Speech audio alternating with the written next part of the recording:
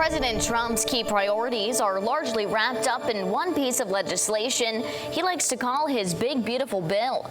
This morning, the ball is in the Republicans' court, but we're hearing from some senators it may not be enough to get across the finish line.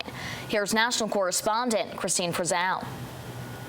Chief Republican critics of their party's so-called Big Beautiful Bill insist spending levels must be brought back to pre-pandemic levels.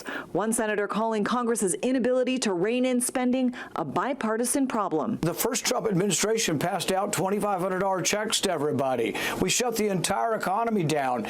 During the first Trump administration, $8 trillion in debt was added. During the Biden administration, $8 trillion in debt was added. Another chief GOP critic insisting the math doesn't add up. We have to address spending. We don't have a revenue problem. We have a spending problem, and this bill just doesn't go far enough to address that problem. A handful of Republicans and nearly every Democrat focused on a different issue, the roughly $600 billion in cuts to Medicaid, which could result in millions of people losing their health care coverage. And if the Republicans are serious about cutting health care costs, you don't throw people off of Medicaid or Medicare. You have the guts to take on the insurance companies who are ripping off the American people every single day. Another chief critic of the bill?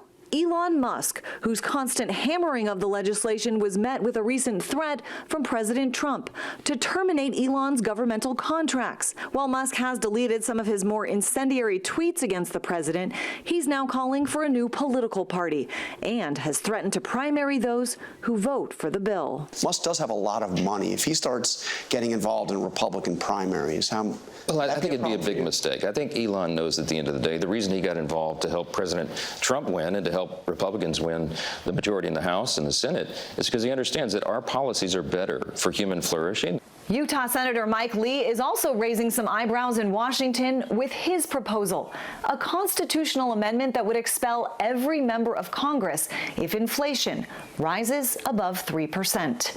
I'm Christine Frizzell reporting.